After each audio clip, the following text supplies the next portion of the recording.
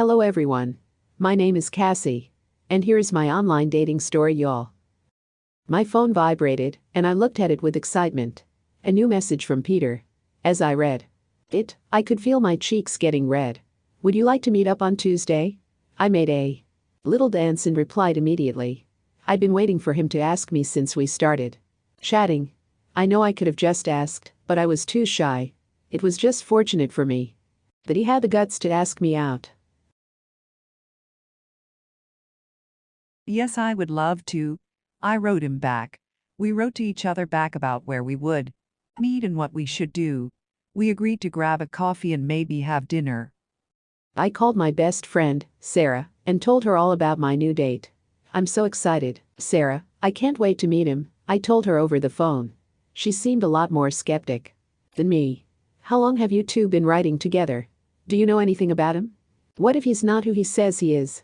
I know you're concerned that he's some crazy person, but it was also you who told me to meet someone after I broke up with Brian. So come on, I'm only doing what you told me. Besides, it's so cliché to murder someone you met online. Yeah, I know what I said, but I didn't mean to meet someone online.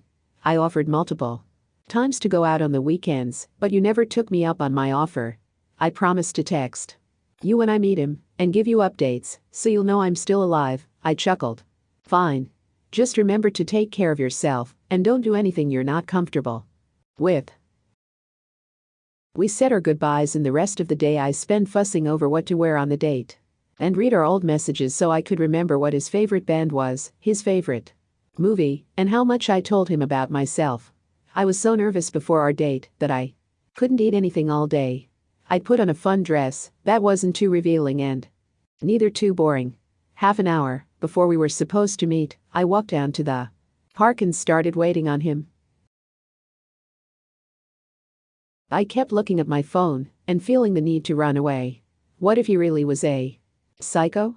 Or even worse, what if we didn't have any chemistry in real life? I tried to push my concerns aside when I saw a man about my age with brown hair and glasses approach me. Hi, are you Cassie? He asked me nervously. Yeah, and you're Peter? It's very nice to meet you.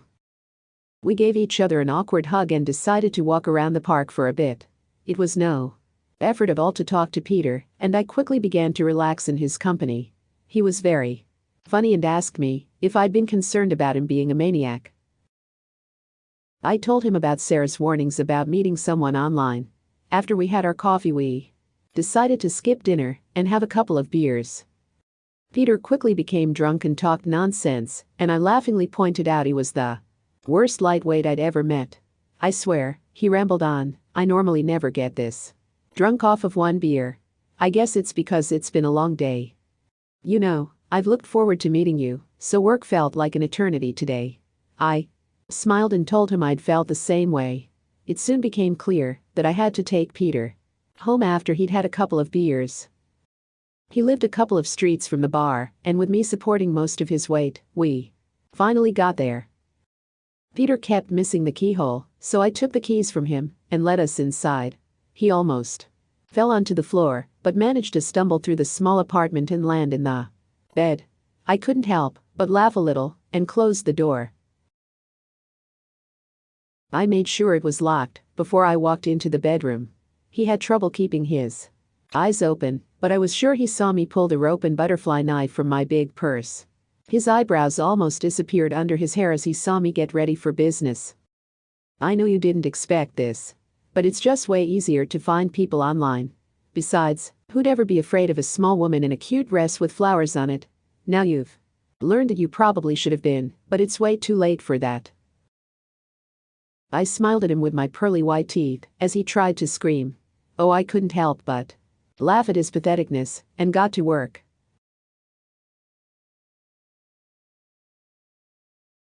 Now I am wondering who's next. It could be you if you don't subscribe to my crazy channel.